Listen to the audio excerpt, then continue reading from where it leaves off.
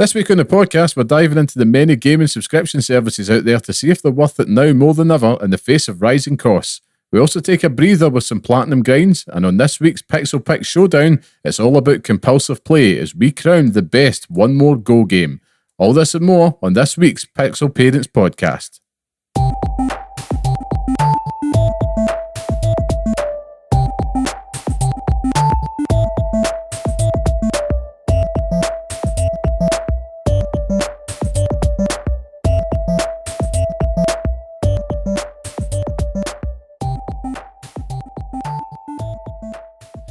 Hello and welcome to the next episode of the Pixel Parents Podcast, the show that discusses all things gaming from the perspective of parents. I am your host, Liam Kelvin. Today, of course, I'm joined by the bearded one, Scott, the tastemaker Curry. How are we, Scott? Good evening, video gamers.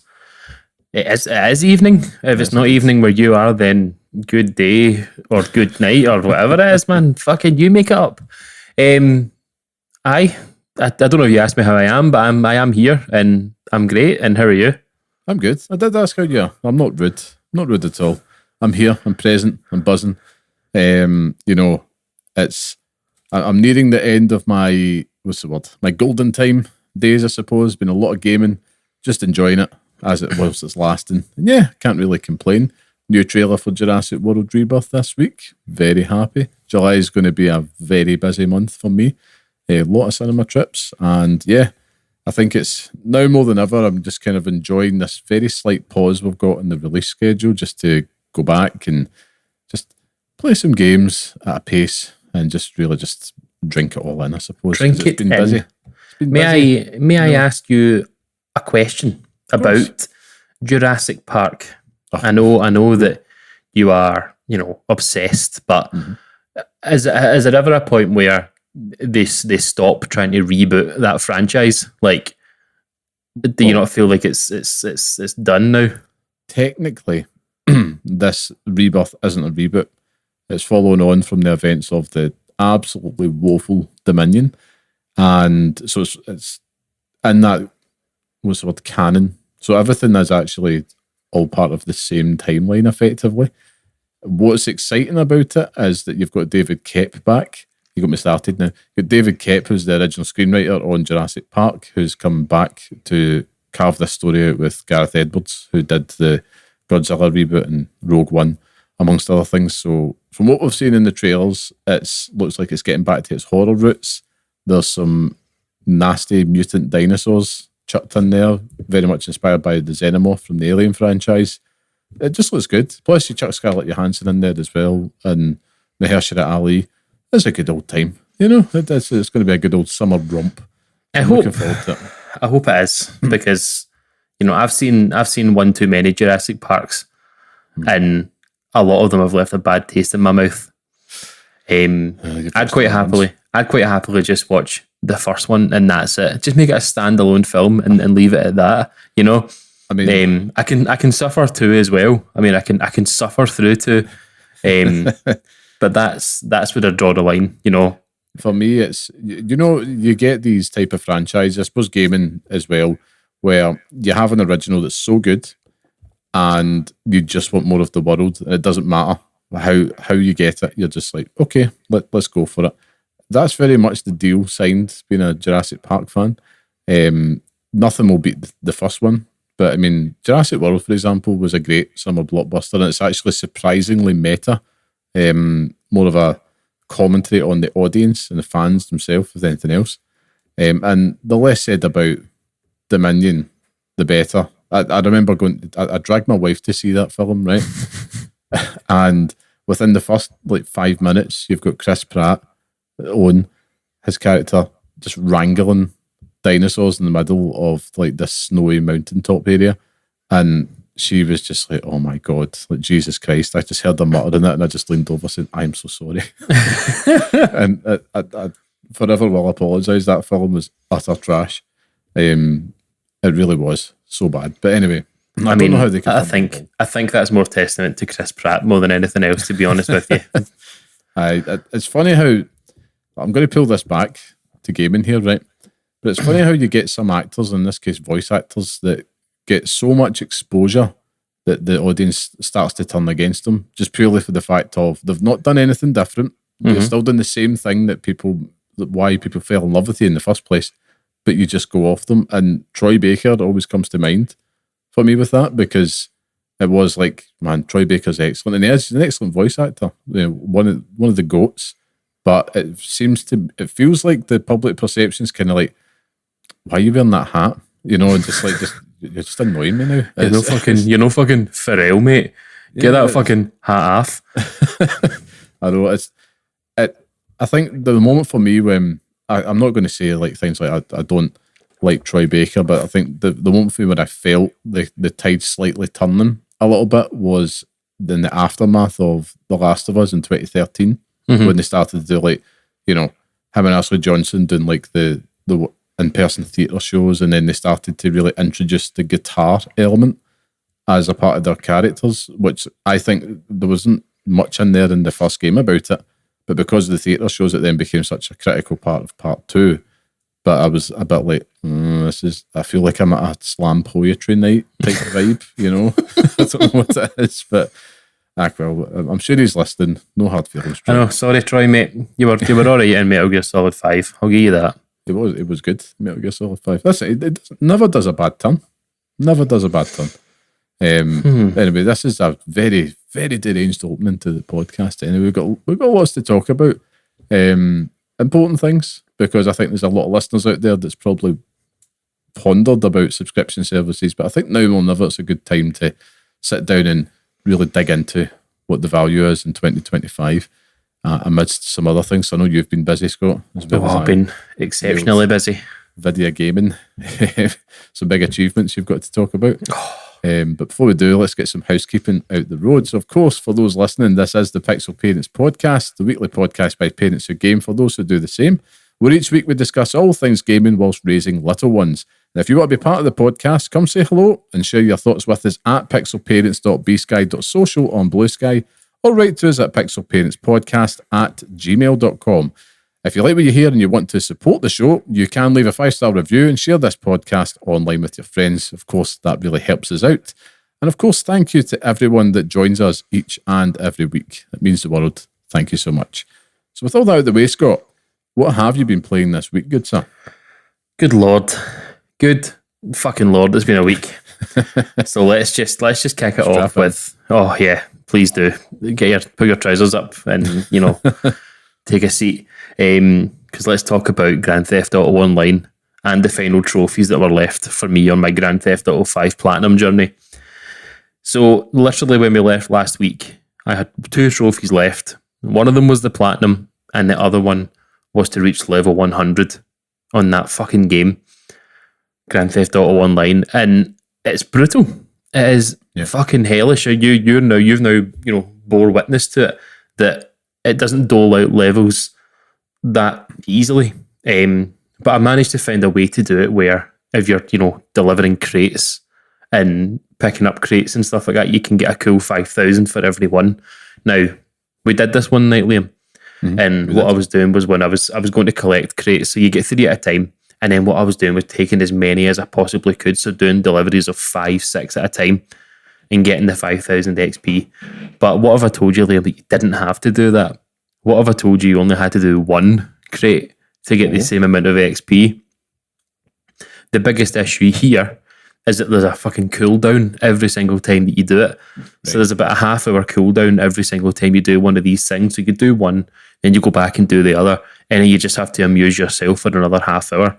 And that was me from Wednesday when we recorded until Tuesday night. Tuesday at about 12:30. A good solid week then. A good week of me just fucking battering through this game. Impressive. And I'm happy to say that as of about 12:32 last night, it finally popped. I am now the owner, and I said I was going to do it for the podcast, but I am now the owner of a Grand Theft Auto 5 Platinum trophy. And I would love to say it feels good. I want to say that, but it really doesn't. These trophies mean nothing. They mean fuck all. I'm not getting any awards for them. Can't look at yourself in the mirror. No, I can't. I really can't, because there is other things out there.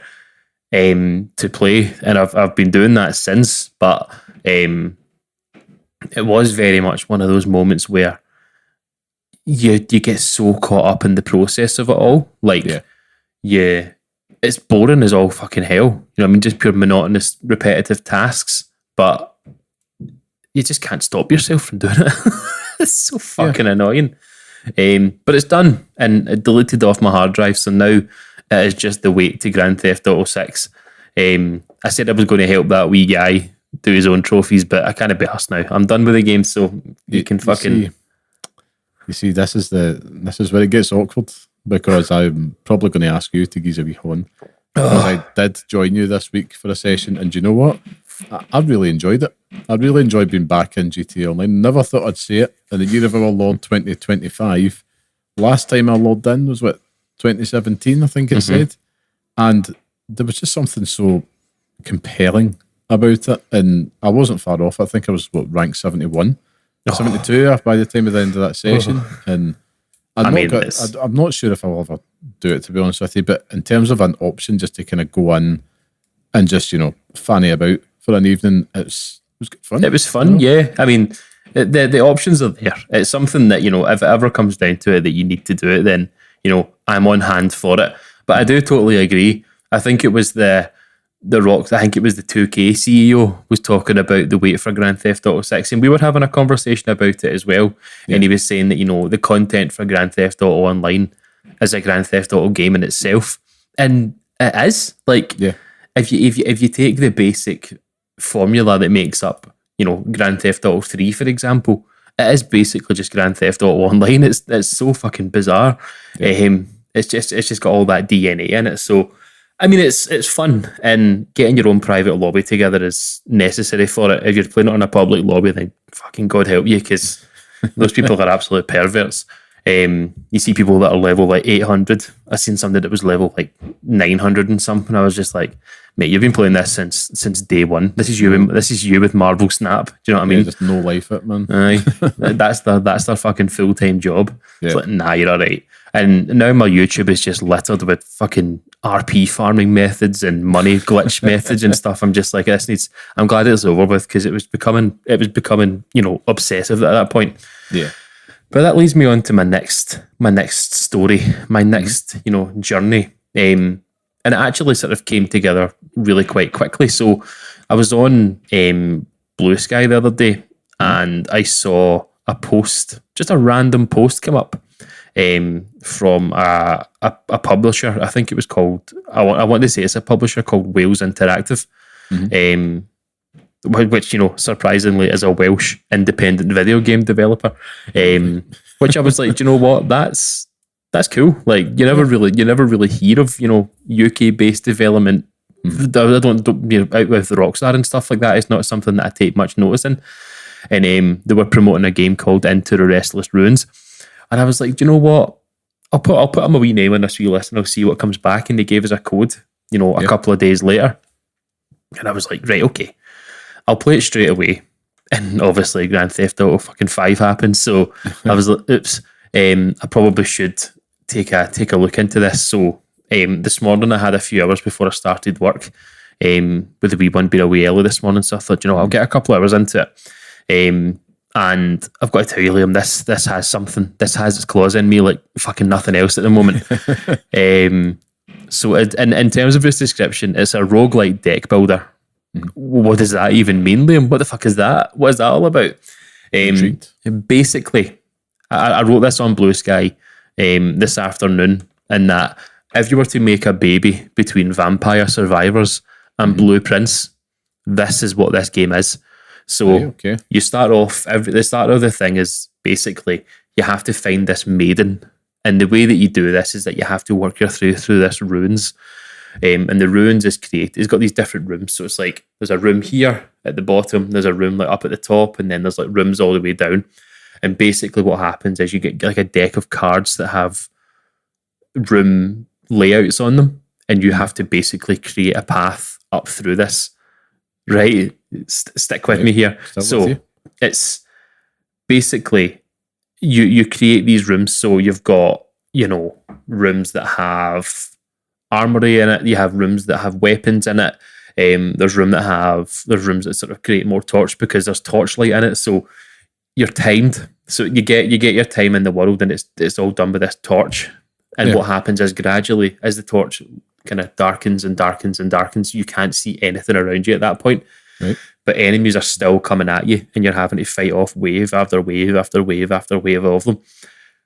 But you can die, and then it's just like, oh fuck, that's it all done. But basically, you expand the ruins by placing your cards in the hand to build the ruin.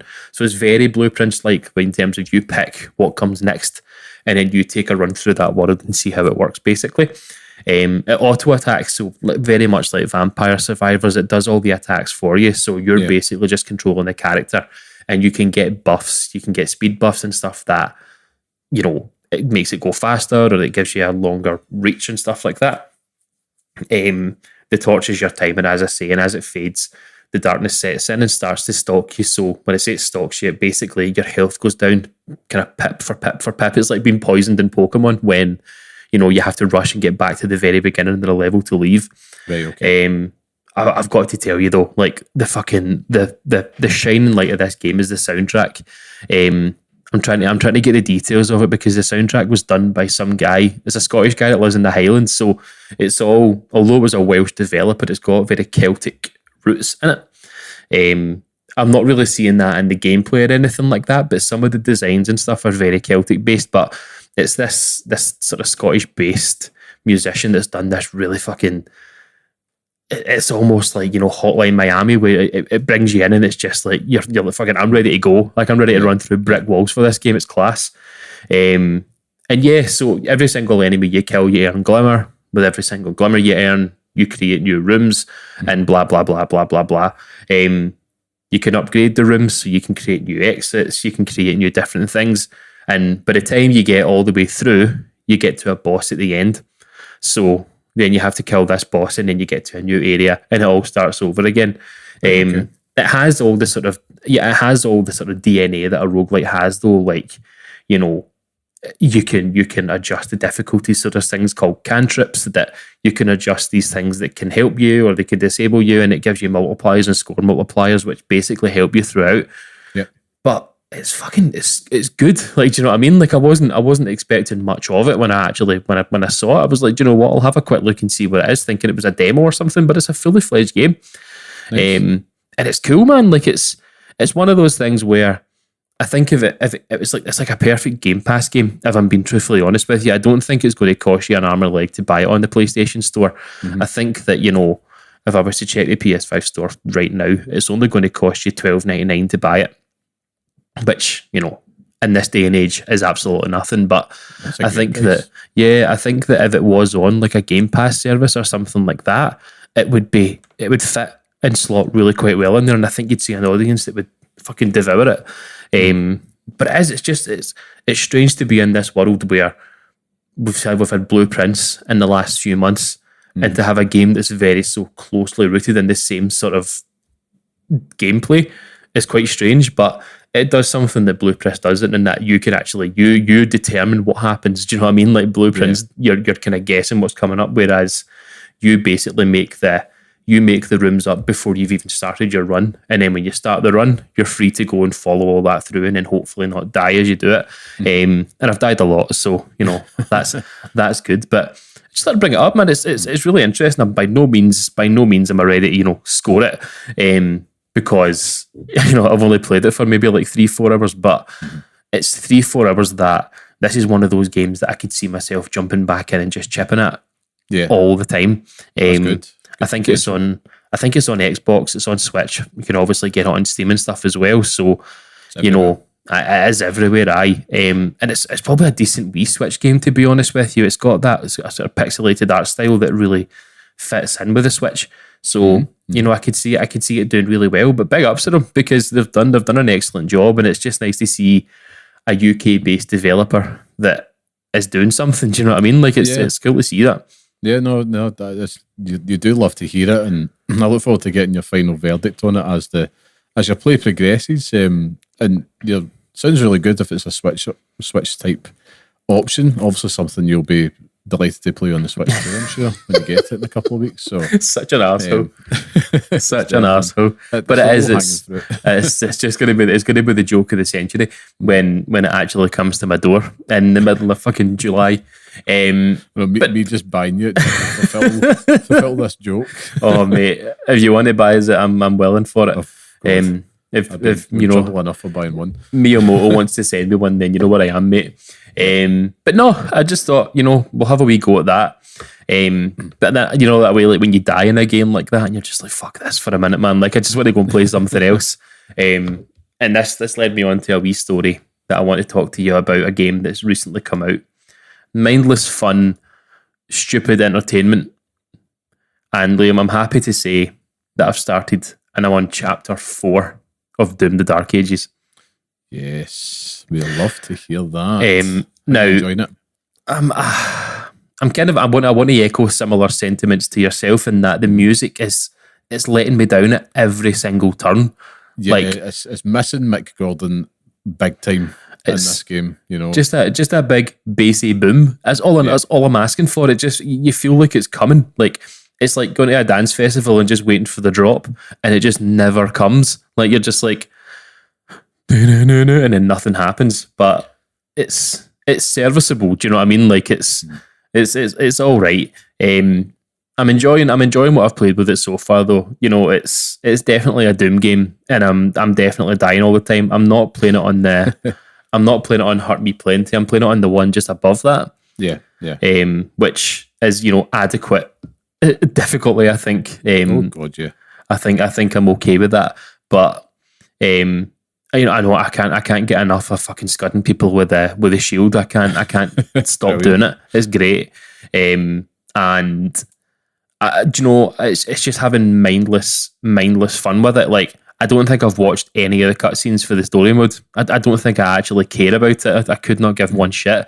I saw weird, Guardians of the Galaxy 2 weird guys, like weird golden freaks, and I was like, fuck this. Just get me to the monsters, get me to fucking rip people's faces off, and that's what I want to do. That's one of the things that's disappointed me though with Doom 2016. Yep. So Doom 2016, and from what I played of Eternals, that glory kills were a massive part of it, and this just doesn't have the same ripping and a tearing and part of it. It just feels like when you kill them, and that's it. They just kind of and that's them gone. Yeah, it's the only way that you could kind of really trigger them is if you would do the kind of shield leap whilst they were in the dazed state, and then it does the animation with you literally like sawing them in half with the saw shield, and it's pretty gnarly. But you're right, it's missing just that little extra kick of adrenaline from that. And the music, even just for a little bit of respite on it. Like sometimes the glory kills where it gives you pause to figure out what you're doing next for 2 seconds. But I feel like that, and some of them, you're ripping their heads off and stuff like that. It's just like, yeah, this is fucking Doom. Like it's class, but I don't hate it yet. That's what I'll say. No. I managed to become a big fucking mech and run about like a big arsehole, so that was cool. I must admit, like, the past week, I've seen a lot of pushback from fellow podcasters such as ourselves, kind of pushing back against this oddly negative sentiment around the game.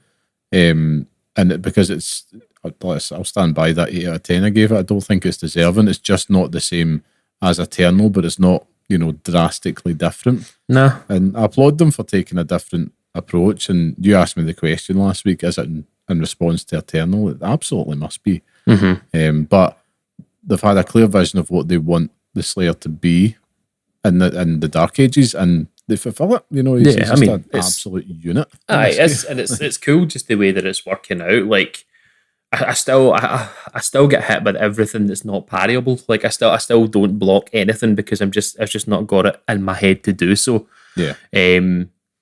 But we'll get there with it, and I think I'll persevere because it's nice just to not think about something when I'm playing it.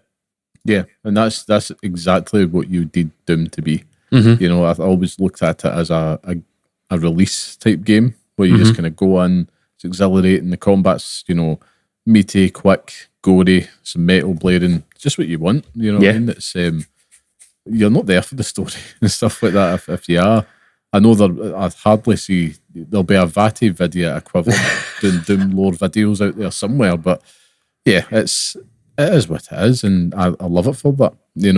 I think when you look back at the likes of like Doom 3, for example, which wasn't great, I didn't enjoy it, and they managed to find their identity again. And they've just ran with it. I hope we still get more from the series. I hope they're not doing a trilogy and it's like peace out. It's one of those franchises that you could just drop them in anywhere. Do you know what I mean? Like Doom, instead of it being like Alien versus Predator, it's just like Alien versus Doom guy, and it's just him fucking going after xenomorphs or something like that, or him in Animal Crossing just murdering every single villager in it. It'd be great. Like I'm all for it. But no, it's been nice just to jump in and as I say, with Game Pass, it's a no brainer. Like it's not doing any harm trying it. So, that's me though. It's been a busy week, even though I've only fucking finished Grand Theft Auto last night. But there you go. Yeah, well, it sounds like a pretty productive week though. That's what we like to hear. For myself, I too have also been quite productive. As promised, I have finished the no credits on Assassin's Creed Shadows. My long journey is almost at an end, Scott. So I'm happy to finally give it a score and give my final closing thoughts on the game as I approach the platinum. I was hoping to have the platinum wrapped up for recording with you today, but a couple of things got in the way, life things. Namely my son's school visits, which I was like, okay, there goes my plans for the day. But yeah, Assassin's Creed Shadows, I'm going to give this game an 8 as well. It's nothing but 8s, but I do stand by that one. I think it's a great game. I think there's something about it that's just stopped me from giving it a 9. And even though I do think that it's a fantastic entry into this kind of RPG era of the series, there is a couple of things in there which is just holding it back from those 9s, and it's never going to be 10 territory, let's face it, but it's holding it back there from me, because I would have given something like an Odyssey a 9, and even in hindsight with Valhalla I would have been close to maybe even an 8.5 on that one, to be honest. Now some people will be listening to this thinking you've gone mad. I've only heard online that all these games are bad, boo, and all I just say is go play them. For me, the start with the positives. As I've mentioned before, the world is the absolute star of this game. You've seen it yourself, particularly on PS5 Pro.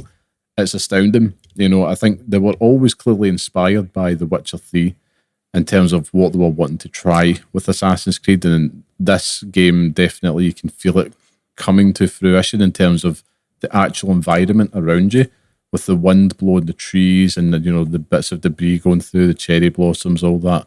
It's incredible. It's never not jaw-dropping when you're going through it. You're like, wow. Like, in terms of presentation, this game has it in spades. And if it was just based on that, you'd definitely probably give it a 10, because they've really knocked it out of the park, and they've put a lot of love and care into that. But there's more to it than that, isn't there? I think the dual protagonists here, Nawe and Yasuke, they've got charm. I really did enjoy my time with them. It took me a while to kind of warm up to more so Nawe, I would say, because I feel like at times I found her voice actor a little bit wooden. Mm-hmm. But in comparison to the Yasuke voice actor, their names eluded me just now, so apologies. But Yasuke has a real warmth about him, I would say, and a real heart. But as the story goes on, Nawe, you start to see her in the kind of like this big sister type role, and that she is learning. She's, it's very much, on the start of her assassin journey. And by the end of it, she's progressing that. It's not the usual, that's me, Master Assassin now. It's very much like, she's going to be going there. And that's not a spoiler, because they've been doing that for a few of them, but I was kind of pleased to see that. There's more there. There's definitely more meat on the bones that they can kind of go down from a narrative standpoint. Ultimately, I felt Yasuke's playstyle just wasn't for me in the end. I thought it was a very interesting experiment in terms of, let's take away the power fantasy side of things and just make him a character in himself, and put all the stealth and nimbleness in the other one with Nawe. much preferred Navi in terms of like the overall. It felt like that was the Assassin's Creed experience. Yeah. You know, the only thing was she's quite underpowered, but it forces you more into stealthy, strategies, which is good. That's kind of what people have been crying out for. You want to be an assassin, you want to operate in the shadows, no pun intended, but that's what she's there for. And it's good, it's good that it's here, but I think, for me, I would prefer if in future they just molded them into one again. But the one thing that's holding it back a little bit for me in terms of it being a 9 is that, I do miss, having the options just in one character. It sounds daft, and I'm kind of splitting hairs here, but if I look back at Eivor or with, Cassandra and Alexios or Bayek, like they could do it all, which is what you want. And it just felt a lot more fluid in the moment, as opposed to sometimes you could be exploring the world with Yasuke. And it's like, I just feel like being a wrecking ball. I'm just going to go straight into this castle and just start chopping heads off. Oh, wait, I can't really climb stuff as well. Is it worth it? And he's so cumbersome, and he's supposed to be, but almost to the point where it just gets annoying in moments, whereas Nawi at least she can hold her own in combat, and she's so like agile. And then just like in terms of the verticality, in terms of the game, like putting the viewpoints right at the top of the highest points in castles, it's like, well, I want to be able to climb. And you've got the grapple hook and stuff like that with Nawi, which you don't have with Yasuke. He just possesses pure power and much more combat. See, I've obviously not. I've played maybe like 2 hours of the whole fucking game, right? Yeah. But obviously, you're talking about the viewpoints being up high, and that's a staple of Assassin's Creed. Does that mean that you can only do viewpoints with Nawi? No, you can still do them with the Yasuke. It's just a little bit more of a cumbersome climb. Whereas with Nawi, you could just like, if you go to, I can't remember the name of the style of roofs that you get, Japanese buildings, the pagodas. Pagodas or something like that, innit? Yeah, so like you can stand at the side and just L1 grapple all the way to the top. Right, okay. And then that takes 2 seconds. With Yasuke, you might have to just enter the building, climb the ladders, find the trap door, and it just, you're going round the circles all the way up it. Aye. And it's, again, these little things when you're just wanting to just kind of do what you want to do, move on, and keep it nice and fluid, particularly given the size of the world as well. You don't want to be adding any more seconds into what you're trying to do. This is just for me. There'll be players out there that played Shadows that much prefer Yasuke over Nawi, but this is just my own thoughts, of course. But I do think that, despite how much I enjoyed the protagonists, I do think they were well written and they were rounded out. It felt like they only just got good right at the end, which is another thing that I'm kind of marking it down for here. The world, the graphics, top tier. Despite all that, I walked away just kind of feeling like I actually preferred the variety you get in the world from other entries. Now, right, okay. Allow me to explain. Now, I think feudal Japan has been a dream setting for so long, but it does come with some pitfalls with all this beauty in the world, is that I felt like it was very one note throughout the whole map. They did change it up with the dynamic seasons, which I'll come to in a minute, but I felt that, when I look at ancient Greece with Assassin's Creed Odyssey, for example, and compare that, like that feeling of going to Athens for the first time to the feeling when you go to Kyoto and this for the first time, and it's like, it just kind of feels like more of what I've seen in the small towns. That's really it. And it just kind of didn't feel like it had much variety or personality. And that becomes really apparent the longer that I spent with it. And this is, I'm being brutally honest as the resident Assassin's Creed fanboy here, and I feel like Assassin's Creed actually probably benefits more in these type of European type settings. I don't know why. I just felt like there was just a little bit more variety within that time period to what you're getting here. It's not to say that the game doesn't have some like the odd awe-inspiring moments, but once you've been to one castle, you've been to them all. Yeah, you've been to them all. And that's a problem. That's what Assassin's Creed's been like for me though recently. It's very much, once you've done something once, it doesn't change it up enough for me to be interested. Do you know what I mean? But that's the same for all games. Do you know what I mean? Like that's like Rise of the Ronin and stuff. And it's not a criticism for Assassin's Creed in terms of itself, because that's just the way it does things. It's just always something that's bothered me. it felt like just a slight own goal in terms of the setting and the architectural, like kind of design language of it all. So it's not really. It's just an issue with the game. It's like I can't expect them to all of a sudden put a skyscraper in the middle of it. They're sticking to it. I mean, that's what you could do, though. It's the real world. The real world is blending into the simulation. There you go. Yeah, they could. I mean, it's just a small thing, but these small things add up. Hence, to try and explain why it's kind of not reached that 9 status for me, because it's not big things. I feel like another positive, gameplay wise, it's so refined. I think like the stealth here is obviously the best in the series, in terms of just that simple addition to be able to go prone, but also like the being able to be completely hidden in shadows, the use of light and dark, etc. is fantastic. Like every time, like going into clear castles, camps, it's always a joy, particularly with Nawi. But sometimes if I couldn't be asked, I would just pick the ASCII options. Like I just want to just go in and just knacker them all, and that's fine. That brings me to the dynamic weather and the season system. So it does add a lot to the gameplay because it changes your approach. They talked about it a lot in the pre-release. Winter, for example, you might get frozen lakes and icicles, which could give your position away if you're climbing. You won't have that as much in the summer. Obviously, you'll have a little bit more freedom, but then you'd be better off doing it at nighttime instead of daytime. Because of that, the games in the past used to be able to just fast forward to nighttime and daytime and just meditate.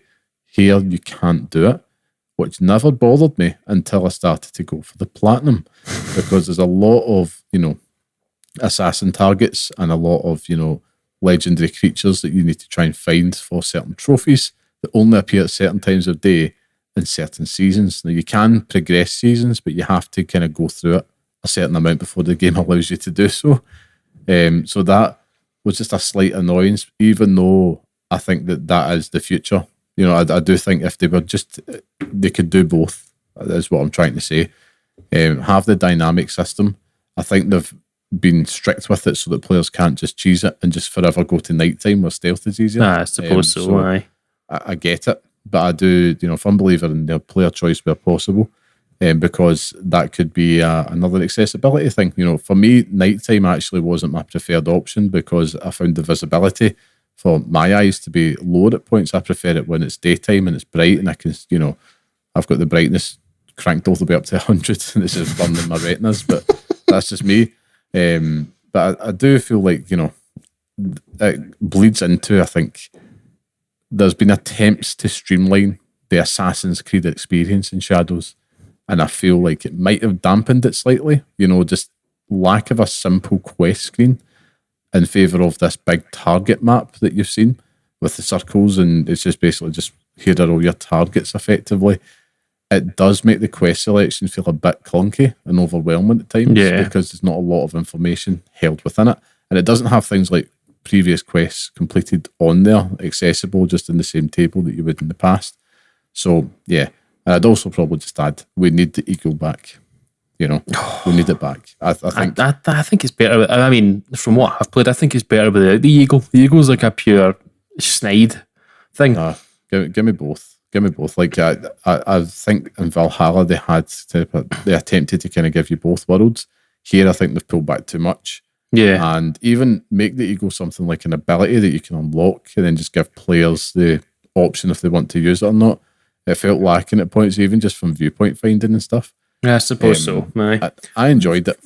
I enjoyed having it in the game. I really did miss it this time around. Even though I got used to how they did it. But I mean, for instance, you can only really do it best with Nawi. You can't really do it with the ASCII. He's kind of going a bit blind. I mean, yeah. One thing I wanted to actually bring up, because you mentioned it, a few minutes back, and I just want to actually get back to it because I can't get the thought out of my head. But you're talking about how with Nawi, they've obviously refined the stealth elements because you can go prone. You can obviously, use darkness better than you ever could before, which leads into a point of where the fuck is Splinter Cell, Liam? Why are they putting it in? Why are they putting it in bloody Assassin's Creed games and not getting beautiful Sam Fisher back on my screens? Explain that to me. The answer you won't like, and I don't like it either because it's capitalist nonsense, is sales. That's really it. It's the top 3 franchises, Assassin's Creed, I think Rainbow Six and Far Cry. I mean, they released, I mean, Assassin's Creed will be the top franchise because they never stop shiting out those games. You know what I mean? If there was that many Splinter Cell games out, I'm sure that would be fine. 5 years between these big mainline entries. I'm not counting Mirage. You have to. And Mirage you know, was the reaction to the vocal minority that's complaining about the RPG stuff. I suppose so. I mean, I'm only jesting. It's in jest. I just want fucking Splinter Cell back. One thing another thing that I wanted to ask, and it leads back to a point that we made in a very, very, early podcast for this year, was, if this game is the end of Assassin's Creed as we know it, and I think you said yes, as we know it. Yep. Do you think that the future of Assassin's Creed lies in the formula that Shadows has created, or do you think there's even more refinement to be made from that? They'll continue to tweak it. They will. They've still got like Assassin's Creed Hex, which is a couple of years off. I don't know much about it yet, other than it's going to be more supernatural, kind of witchy elements. I think I don't know if it's going to be like a full-fledged RPG one. I don't know if it's more suited to the Mirage type treatment, where they're a smaller installment. The thing that gives me cause for concern is just Ubisoft in the situation that's happening over there, because these games take a long time to make, and they're not cheap, and that is absolute poison to any investor. They'll want to crank it out. They'll want to do annual installments. Hence why we're talking about like the Black Flag remake and stuff like that. And I get it. People want to make money. I don't really think the world needs a Black Flag remake. As much as I loved that game, I don't think we need a remake of that game. It doesn't really help the brand and the message of, like you says, they crank out these games every year, which they don't. But even, here we are, 5 years between mainline RPG entries, and it's still that feeling. It's been half a decade since like Valhalla, before you had this big massive. But you've also had Mirage. Like you can't pick and choose. It's like me saying like it's been a million years since the last proper real Metal Gear Solid game, because Metal Gear Solid 5 was pish. Do you know what I mean? Like it's no the case. I'll look at Mirage like I look at Ground Zeroes. Ground Zeroes is the best Metal Gear Solid game. I think the reason why Mirage sticks in my craw, and I say this to somebody that's platinum Mirage, right? That sticks in my craw because there was no need for it. It's like we wanted to go back to the original. The original wasn't great. It was at best a 5-6 out of 10 game. Had a really cool concept, but it was the most blue-grey, boring game to play through. That wasn't the one that made me fall in love with the for its time, it was good though. But it wasn't. And that's the thing. You'll get people out there making ludicrous claims like, it's just Shadows isn't as good as the first one. It's like, what kind of glue are you sniffing? It's just crazy stuff. But I digress. To wrap things up on the Shadows thing, because I could talk about this all night, but I'm sure people are sick to the back teeth of me. And this is me putting the final nail in the coffin on my Assassin's Creed Shadows journey, because I will have the platinum. I'll probably do it tonight. Just got a couple of things I need to do. I will say it's been a great platinum though. I've went through a lot of things, a lot of negatives on there, because I've talked over the past few weeks about everything I enjoyed, but I thought for balance sake, let's just kind of go through some other things. And it's kind of evident to the reason why it's an 8. Do you know what I mean? The way you're talking about it, I was expecting a 9. Do you know what I mean? But it makes sense.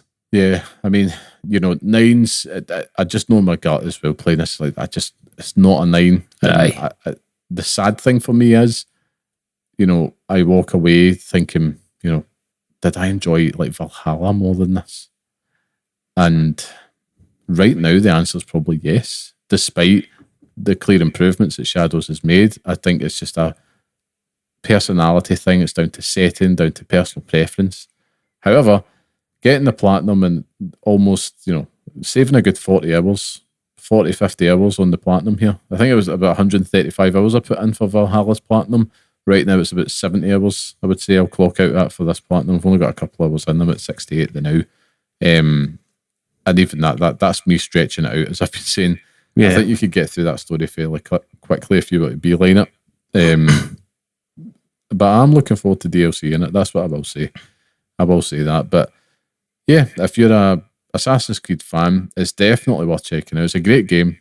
I think if you're a fan of the long tail RPG Assassin's Creed, you're not going to be disappointed with it. But in terms of the feudal Japan, vibe that's going on just now, I mean, listen, this could be a 10 out of 10 and people will still say Ghosts of Yotei is better, just because I think no other franchise, there's very few franchises that get prejudged as much as Assassin's Creed, and they've made the rod for their own back on that one, I'd have to say. But I think Ghosts of Yotei will probably walk away just because it has that cinematic swagger here that Assassin's Creed Shadows only had in very fleeting moments, and that's why it's probably going to pip it. But it's not about that. But I think, if you want a feudal Japan fix, there is so much here for you to enjoy. And I have to say, the Platinum only wants you to like 50%. But anyhow, moving on. I would also, like I said, I played GTA Online with you this week. That was another highlight for me. I was flirting with the idea of the Platinum on that, but yeah, I'm biting off more than I can chew. But I'm honestly I feel like it might be time for me to go back to Star Wars Outlaws because the DLC packs the DLC's dropped, yeah. And it's funny because I was reading the article, it's like, oh, it's good now. I was like, it never wasn't good. It wasn't like a 2 out of 10 game.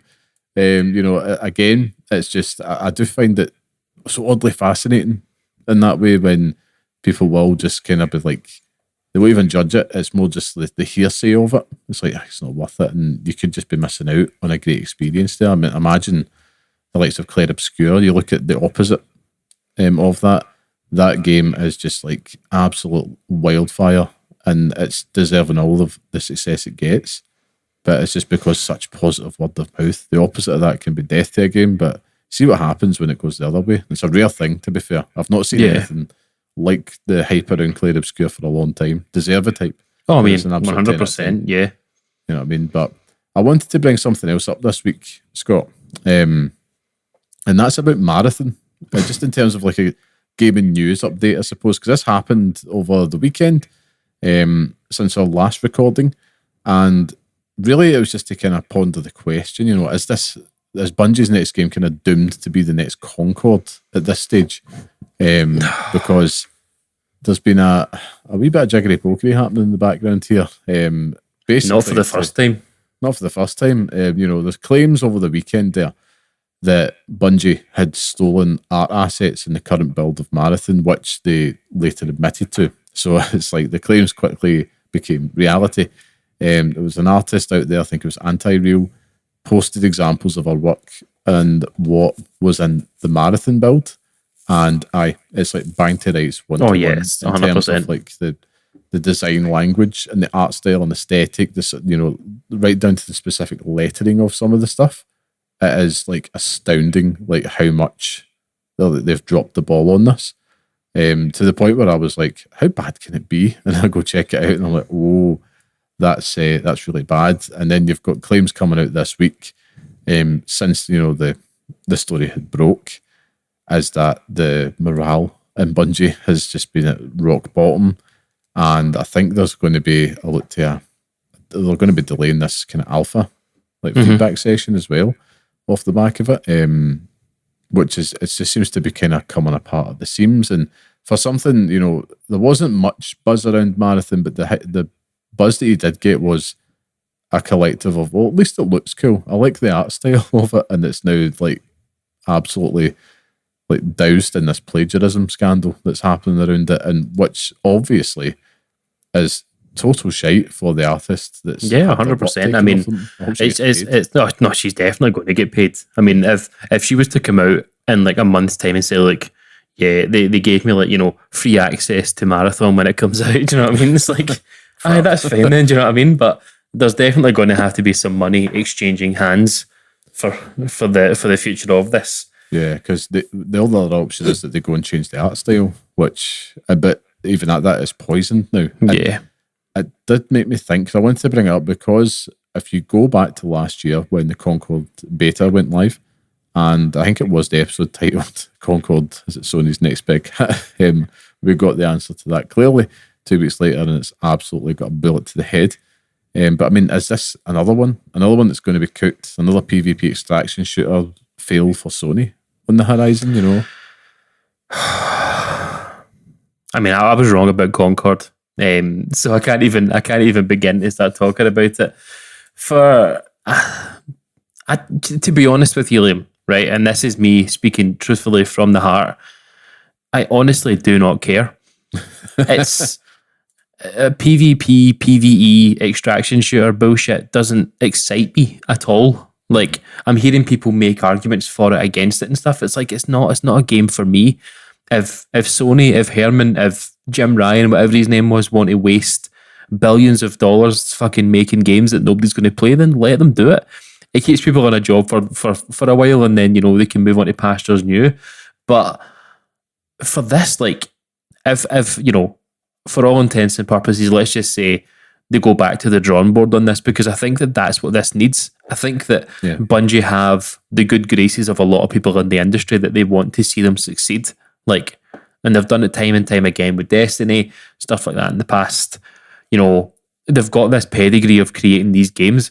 I would rather they just say, look, we'll take it back to the drawing board, and they just say, we have to delay it even further. Like, I think that's the only way you're going to get people saying, look, that's the correct decision. I think if they were to push it out and get it out late this year or even early 2026, you're staring down the barrel of fucking Grand Theft Auto 6 coming out and people having to save up hundreds of dollars to buy it.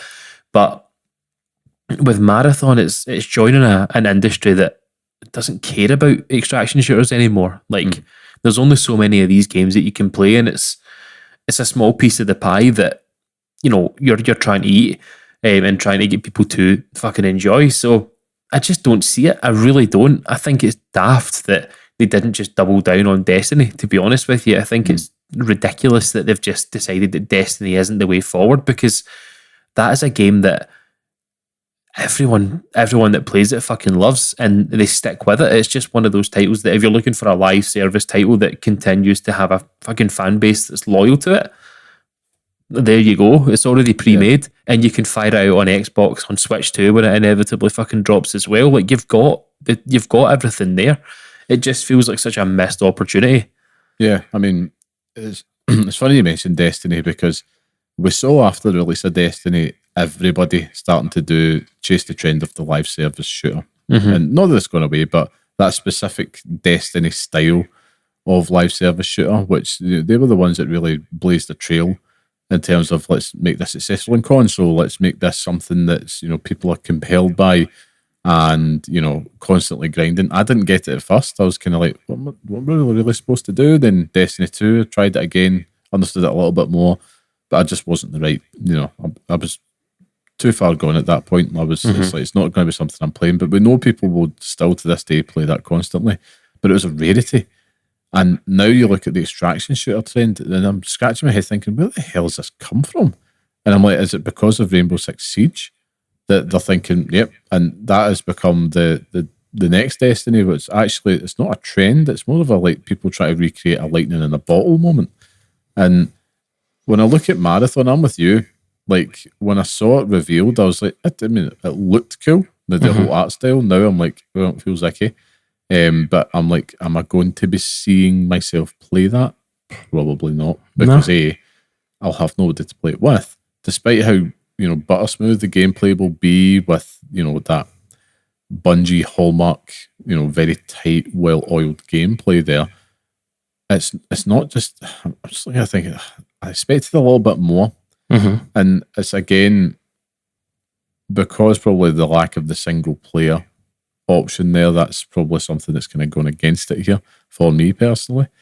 But I'm looking at this thinking, how on earth do they pull anything salvageable from this? Because it's going to release, it's not going to escape the shadow of the build-up now, and it's going to have probably a relatively low player count, and I think you're right.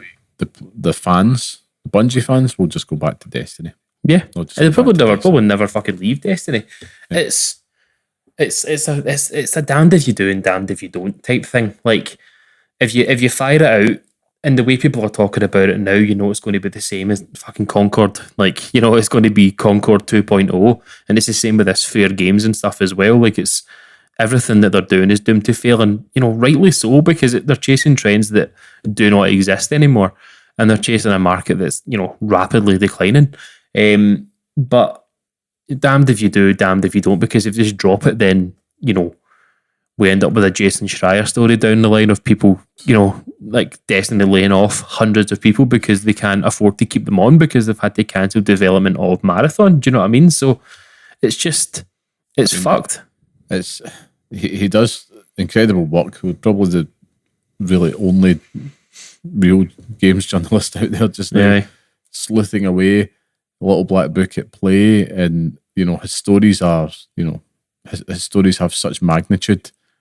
But it's never good news. That's the thing. He's never coming out saying, like, Bungie are doing a really good job.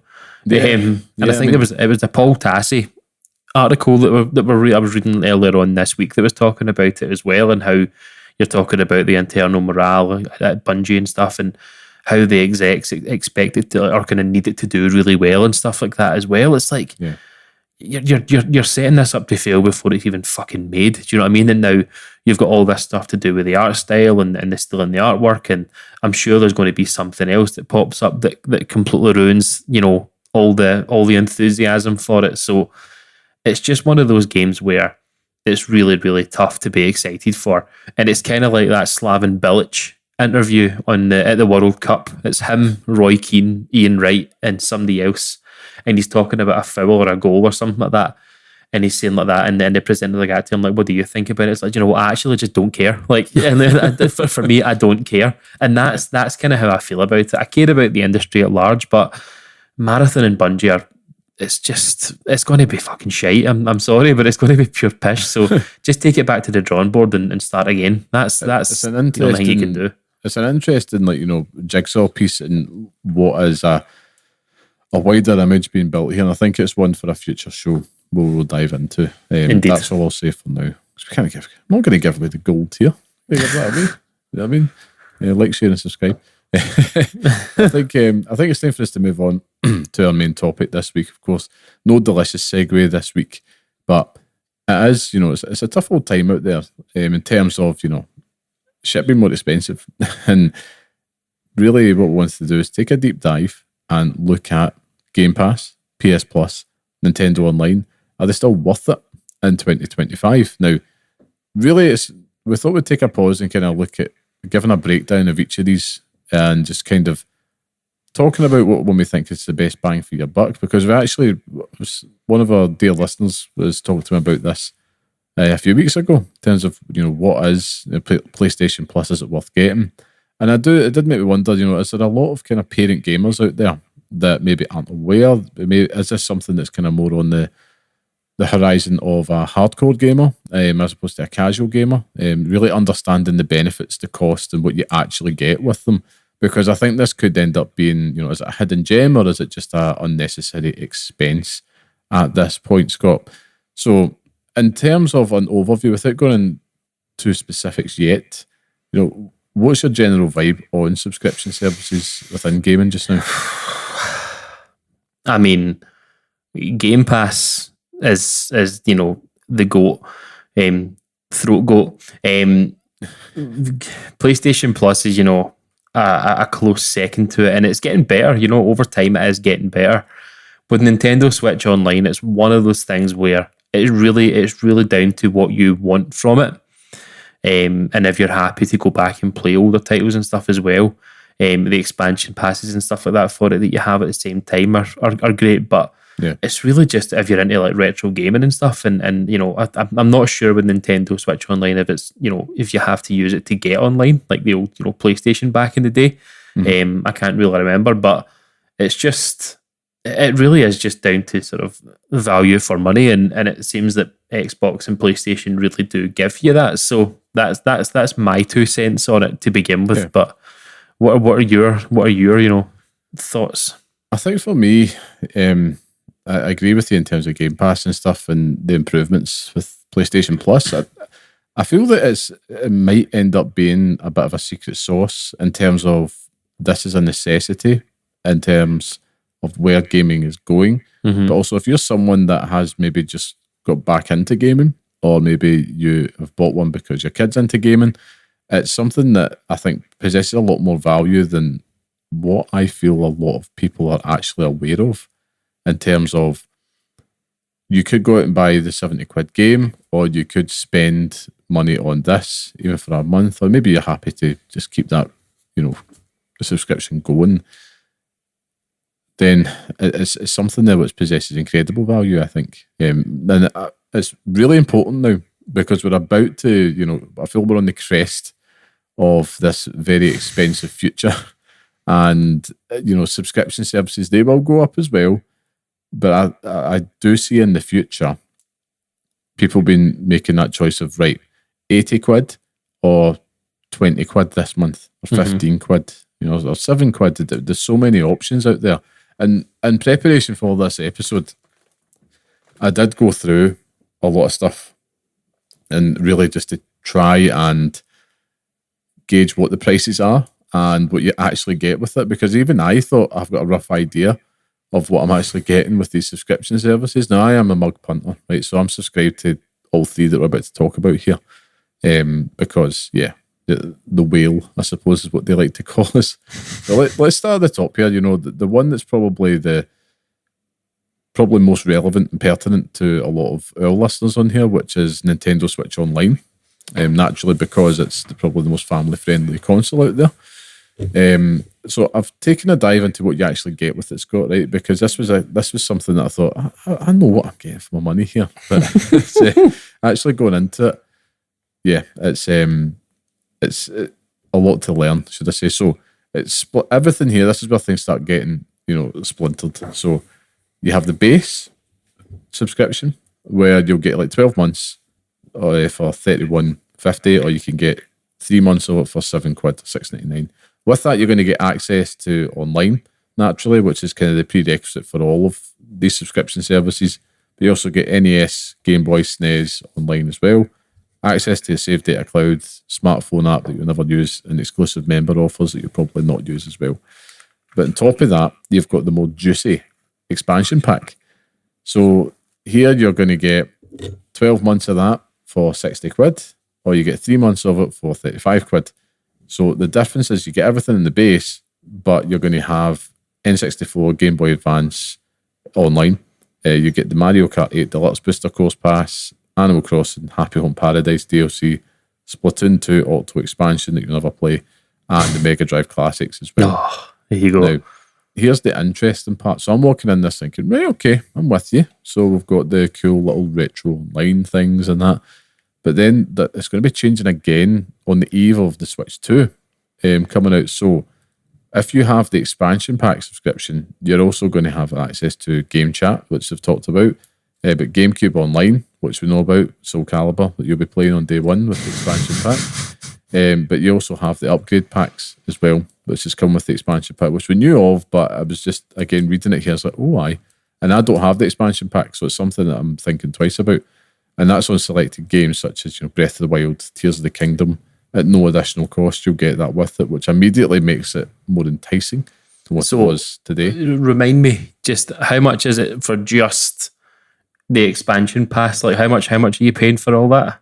Expansion pass. So if you want to get a year of it, it's 60 quid. So you're effectively buying a game in a couple of years ago's money.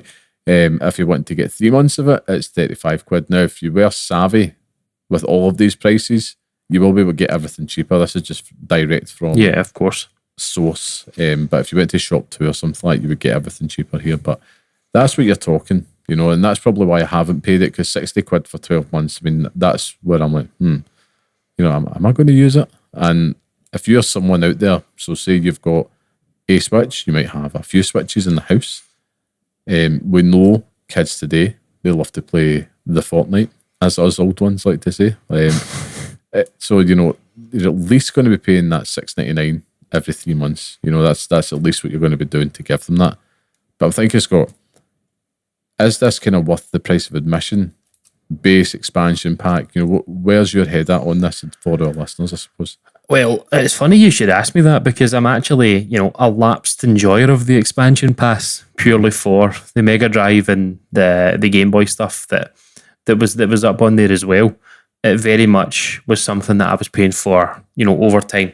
And I'm actually a lapsed Nintendo Switch Online enjoyer as well, because I feel like unless you're happy to play retro games for 5 minutes and then turn it off, that's the fucking crux of every single time I've played something online on the Nintendo Switch. Is, say for example, I jump on there and play Super Mario World on the Super Nintendo online part of it. That I play it for honestly about 5 minutes and then I give up because I can't be arsed playing it on the Switch anymore.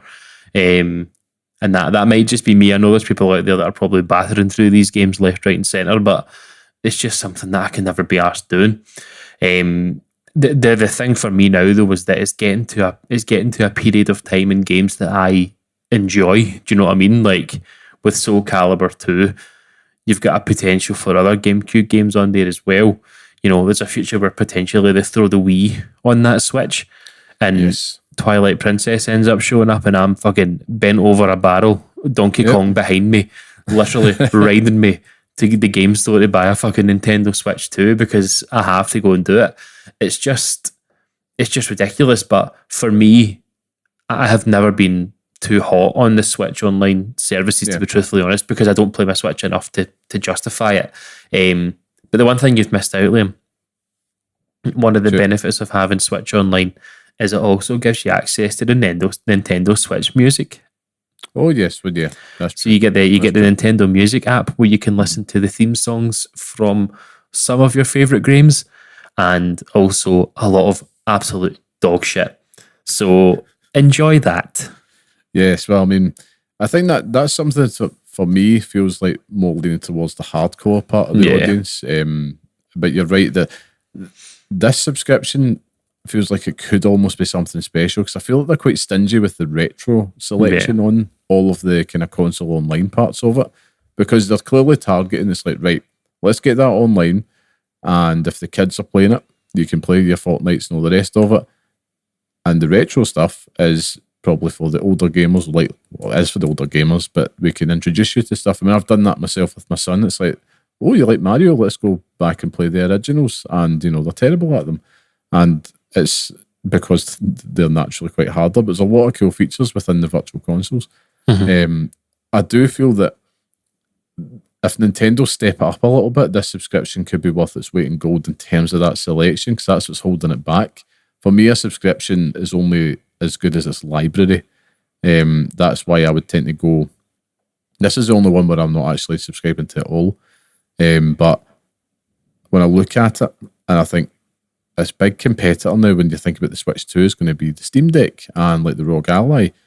The reason being is these bad boys can, allegedly emulate games. Not that anybody would admit to that.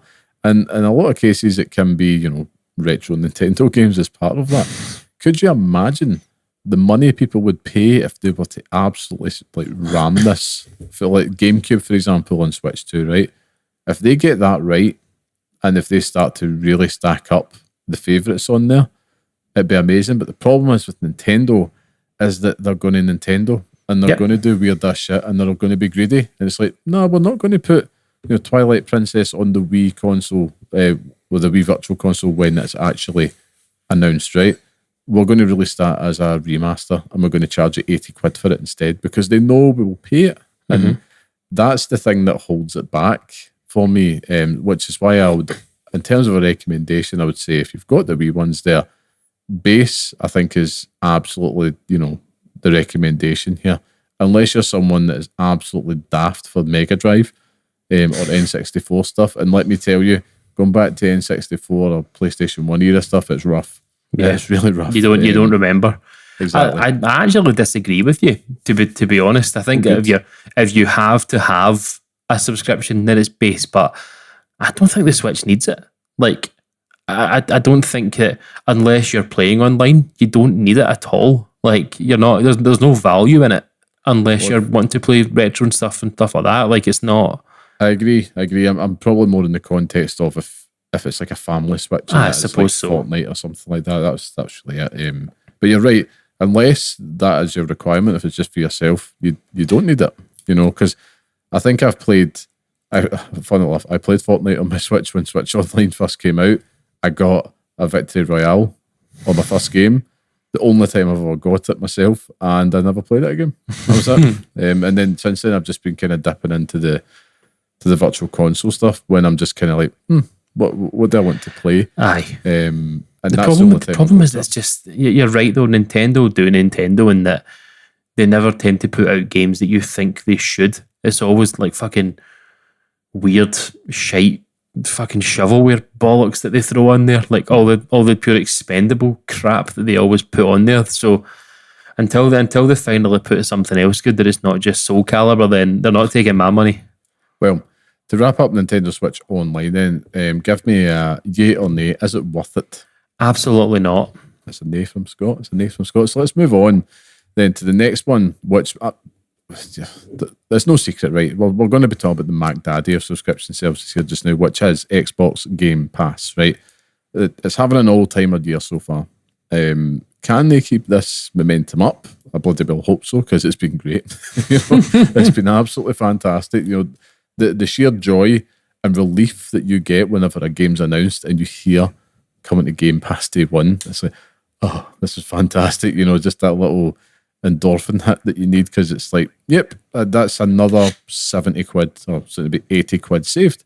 The biggest example that I think is relevant to gamers of all,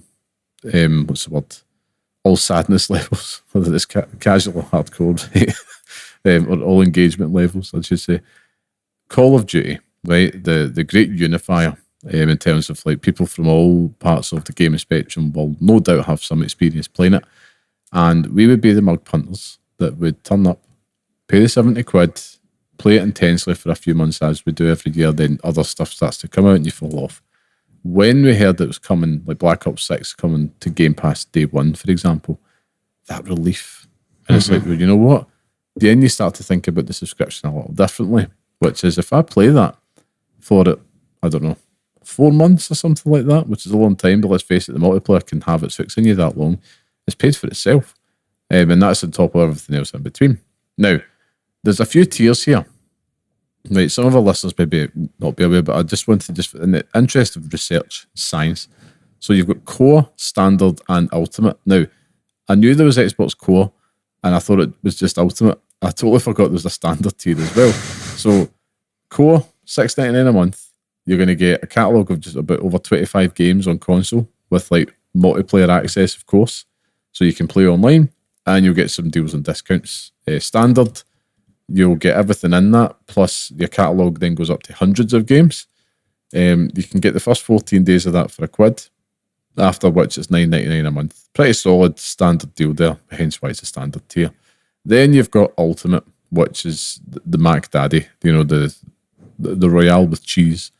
And you've got everything in standard and base, plus you get PC and cloud games access. You get access to new games day one, which is like the silver bullet here. You get member deals, discounts, you get perks and in-game benefits for free-to-play games, as well as the EA Play membership as well. Now, Scott, we're both Ultimate subscribers. We have been for... How do you know that? How do you know that? We play stuff day one. It used to be the case it was just like you subscribe to Game Pass and it was all there. Then they recently kind of fragmented that, which is fine. I think this all plays into the Xbox strategy. We'll just get out the road. Best value in gaming, yes, of course. Because people say that all the time. But when you start to break it down into terms of like, I have not purchased a full outright game on my Xbox Series X and so on in it because of Game Pass. Not one? Not one. I mean, I've bought shite, but I've not bought like a full priced, full price new game. Let's not count like if you went and bought Black Ops 2 on the digital store for £6. I mean, that being the case, maybe I'm probably the same. I mean, I bought Cyberpunk on it, so that's a lie. But that was Xbox One. I played it in the Series X. So I'm not counting that, right? I bought it this year. But we got a VAR check on that one. Let's just put that one to the side. But you're absolutely right. I mean, it's the buffet approach to gaming. Do you know what I mean? It's like I'll try a wee bit of everything and just see how it goes. Do you know what I mean? And amuse bush. I don't know what that means, but I just love the fucking word. But it's something good. It's not. It's something to do with food, I'm sure. Yeah. I'm pretty sure it's like a selection of bollocks. However, it's definitely one of the better value things in games. My biggest critique of it, and it's something that's bothered me from the moment that I've had Game Pass, is that it needs to have more retro choices in it. Like, I believe that the backwards compatibility options on it should just be Game Pass approved anyway. Like, if you can get a game backwards compatible on the Xbox, then you should be able just to play it on Game Pass, because it makes no sense to have to go and buy it again. But people have got to make money. But yeah, it's just ridiculous. Like, talking about playing Doom, playing Indiana Jones last year. Like, even though I didn't enjoy it, playing Senua's Saga, whatever that pish was, playing both of them, playing them on Game Pass because I have journalistic integrity.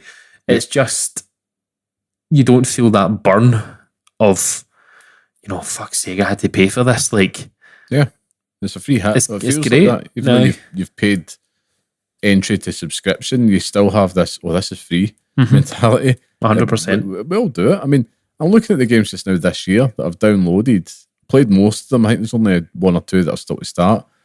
Atomfall, you've got South of Midnight, the other two that I haven't started yet.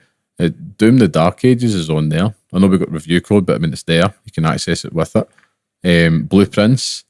What else? You've got Elder Scrolls 4 Oblivion remastered, when that was and it's available now, and I'm straight there in my Xbox. Like, let's get this downloaded. Here we go. Clair Obscur Expedition 33, the best game of the year so far on that. And this is where I've found myself in this space of like hoping, praying, and almost kind of predicting which games will come to Xbox Game Pass. We all do it. It's like, I feel like they'll get the deal over the line for that one. 100%. You've got the ones coming up to it, like fucking Metaphor and stuff like that as well. Announced today's coming to it. Yep. One of the most critically acclaimed games of last year. Tony Hawk's Pro Skater 3 and 4 is coming to it. Yep. It's like Wu Chang Fallen Feathers. And that's not to name like the ones that will be announced next month at the Xbox showcase. You'll get the next Call of Duty. You'll have all this stuff on there. They'll bring things like FC25, even though it'll be last year's installment, it'll get added to EA Play, and then you can play it on there as part of the Ultimate membership. I mean, for me, my verdict is, I've said it at the start, this is the Mac Daddy of the subscription services, especially now with what feels this bump in quality. Because for the longest time, it was like you had the odd game that would come there to it, but it was very rarely you'd be there. Like right now, it's like I have a queue of Game Pass games that I want to play. And Ultimate, it can feel like it can feel steep.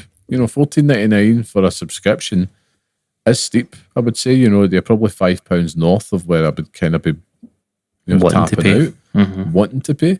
But I feel like it's been worth it because, when I look at the volume of the games that I'm getting, I feel like I'm getting a steal at that price.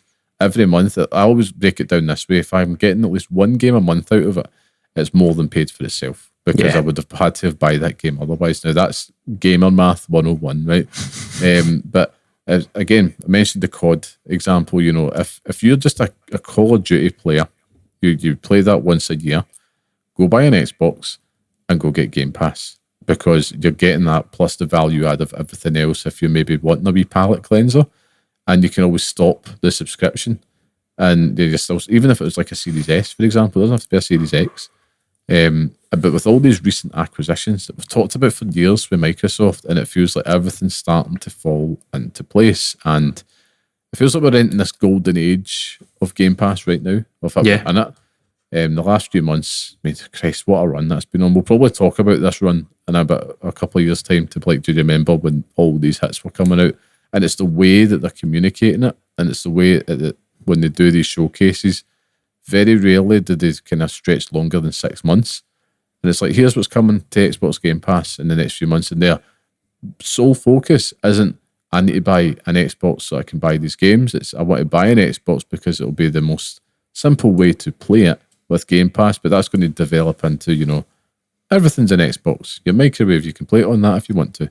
That type of thing. So for me, verdict-wise, I think this is quintessential for gamers just now. I think I would get this over anything else, honestly. If you could tell me it's like, right, You get on one console, one thing from last week. Go check it out if you've not listened to it. It was a fun episode. And I'm thinking to myself, right, it's an Xbox on my Game Pass subscription. Everything else can go. Sadly, yes, I'll lose out on the PlayStation exclusives and all that, and I'd be sad about it. But Game Pass is just too tantalising. I mean, yeah, it's outrageous. As you feel, you feel like you're stealing games. Like, I'm winning now, but we don't. I think if you'd asked me, a year ago, I would have felt very different about it. But this recent run of them, it's been ridiculous. So I'm with you on it. It feels almost essential that you have a Game Pass subscription. Like, I've never in my past have been like, the Xbox man. But this is definitely that moment where, as you ask me what console someone should buy, without a doubt, you're talking about buying an Xbox. It seems almost, too easy to recommend it. Yeah, and you know what? At the start of the generation, I would have still said PlayStation. Yeah. I almost to be like, why are you getting that over this? But now, as the generation is progressing, and this is probably something for a future topic, it's, when I'm talking to like people in our circles, you gamers out of all levels in terms of like the engagement levels, should I say, casual, hardcore, whatever. It's like, yeah, man, you've got to get on Game Pass. Like, yes, and particularly when we look at it from the family perspective, right?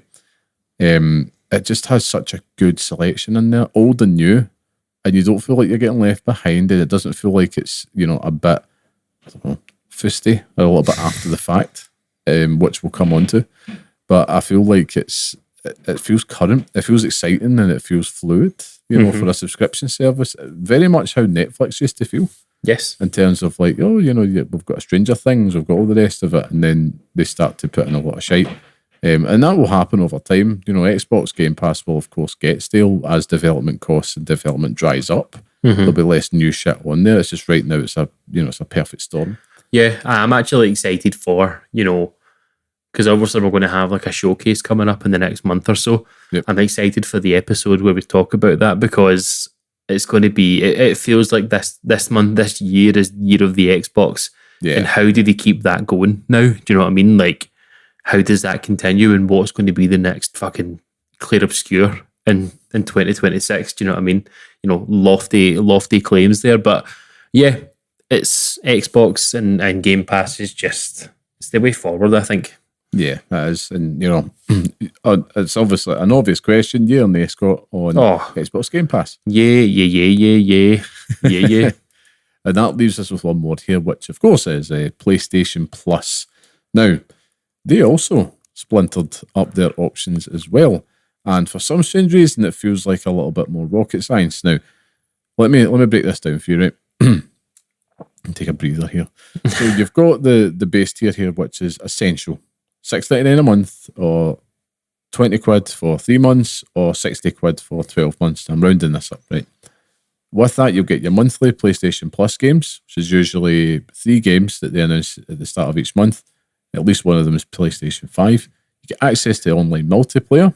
You get exclusive discounts, share play access, cloud storage, and some exclusive content, again, for free-to-play type stuff, like coins, outfits, that shite you'll never really use, let's be honest. The next tier up is Extra, which is $10.99 per month, or you're going to get 32 quid for 3-month membership, or £100 for a 12-month membership. So that's pretty much everything in Essential. Plus, you get access to the game catalogue, which is as close to you'll get with a Game Pass equivalent here. And, of course, access to Ubisoft Classics. So it's like all the kind of classic Ubisoft games, as you can imagine, on there. We mentioned like Black Flag, for example. The Mac Daddy one that they've got, right? That's my buzzwords for tonight. Is the premium tier, which is $13.50 a month, 40 quid for a 3-month one, or £120 sterling for a 12-month one. And now that gives you everything in the extra essential tier, but plus on top of that, you get access to the classics catalogue, access to exclusive PS5 game trials, where you can play a game for, I think it's 2 hours before it kind of times out, gives you the opportunity to buy, cloud streaming, and there's also the Sony Pictures catalogue in there, where you've got access to some films which you wouldn't even watch on Netflix at your most bored. Now, PlayStation Plus, it definitely has felt like it's had a good few moments of success. I'm nowhere near saying this isn't the worst one here. It's definitely taking number 2 rank, surprising nobody for me and for yourself, I'd imagine as well. The thing that it's sorely lacking, and the thing that Xbox Game Pass has over it, and if we look at it full Boona version, compare them, is this day one games thing. That's the thing, and I hope that Xbox never take it away, because right now PlayStation Plus just kind of feels like it used to be, like the PlayStation Plus games. In fact, still so, but that used to feel like the premium subscription thing, because it's like, well, I get some games with it, and then Game Pass came and kind of tore that model up a wee bit. But for me, I think for most gamers, extra feels like the way to go. Even there is a caveat to that for premium. The classics catalogue just for me isn't worth it. It's a cool novelty. Maybe you get a wee month of it and take a dive in, but unless you've got a portal, I couldn't be recommending premium in any other circumstance unless you've got a portal, purely because of the cloud streaming access. I think that's the game changer part of it. That's something that feels quite cool and unique to the subscription. But Scott, what's your thoughts on PlayStation Plus as a whole? I'm with you, to be honest with you. It feels like, the natural progression for it to actually take that step up is day one releases. Do you know what I mean? Like, if Marathon comes out in 2026, they say, look, day and date, you'll get it on PlayStation Plus. Yeah. Stupid not to do that. And it's just been ridiculous, the fact that they've not. Do you know what I mean? Like, it just feels silly. But my biggest gripe with PlayStation Plus sits in its premium tier, and it is the PlayStation Classics, because we all talk about the heyday of PlayStation, the PlayStation 1, PlayStation 2. I'm not going to talk about the PlayStation 3, but let's just stick with the two of those at the moment. Like, there is a library of games there that you could just throw them out and just have a whole collection of these games that people would want to pay for. Do you know what I mean? But it just feels like they always make this stupid decision to make fucking weird choices. Like, during the state of play, or the state of whatever it was, whatever they call it, state of play, they announced obviously they were bringing Dino Crisis and obviously then the Soul Reaver stuff, and like the Blood Omen and that. Like, that was great because that's games that I enjoy, but I'm sure there's people out there like, fucking like more shite. Where is Parappa the Rapper? Where is, Tekken 3? Like, there's a million games on there that they've just decided not to show love. And it's kind of like Nintendo. The way that they're doing with Nintendo Online is that they refuse to acknowledge that there are games that people actually want to see. Well, they know.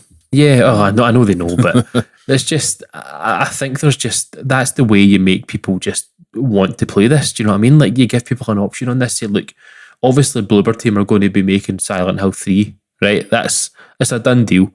But you say, look, we've got it on PlayStation Plus. Play the PS2 version of Silent Hill 3. Do you know what I mean? Like, just give people a place to actually play these games, and it just curates this whole library of games that Xbox have done it really well with their backwards compatibility. Mm-hmm. And PlayStation just seem to not want to take that step forward with it, and they continue just, why do we have to fucking roll it out in tiny wee bits, tiny morsels of food? Yeah. Like, you're feeding nobody with this. I'm not even like beginning to feel the hunger satiate. It's, I want a whole dollop of PlayStation 2 titles thrown at me at once rather than 3 a month. Do you know what I mean? Like, why do we need every single Armored Core game in history on that? Like, why can we not have Gitaroo Man on there, Liam?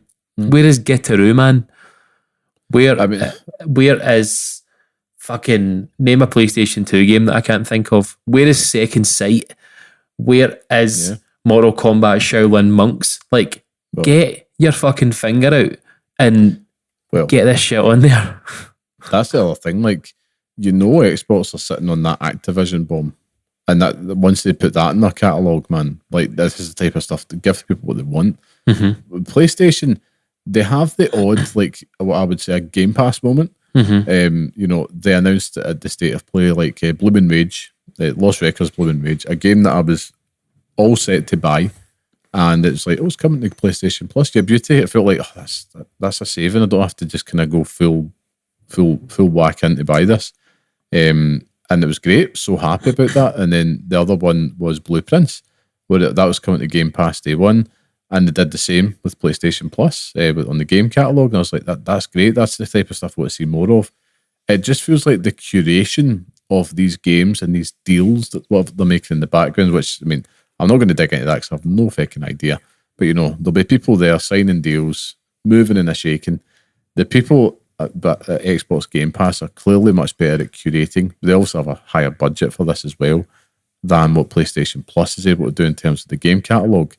All that being said, though, right, and the reason why I would recommend Extra to our listeners, unless, of course, they have the portal, is that I think there's a lot of our listeners out there, fellow parent gamers, that aren't sad like you and I, Scott, and have played every single PlayStation exclusive that has come out.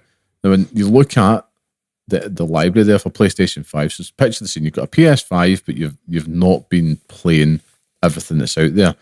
You subscribe to Extra, and you're getting access to some bangers in there. I mean, favourites for yourself, such as like Death Stranding Director's Cut. I was literally going to say something like completely different there, like something I don't enjoy. That's funny. We talked about Doom Eternal, that's on there. Demon's Souls, you got, even for me, I took advantage of it at the start of our podcast journey. Final Fantasy VII Remake integrated on there, and I was like, excellent, because I'm getting the best version. Ghost of Tsushima, like, that was on there. We're talking about Director's Cut, so you can play everything on it.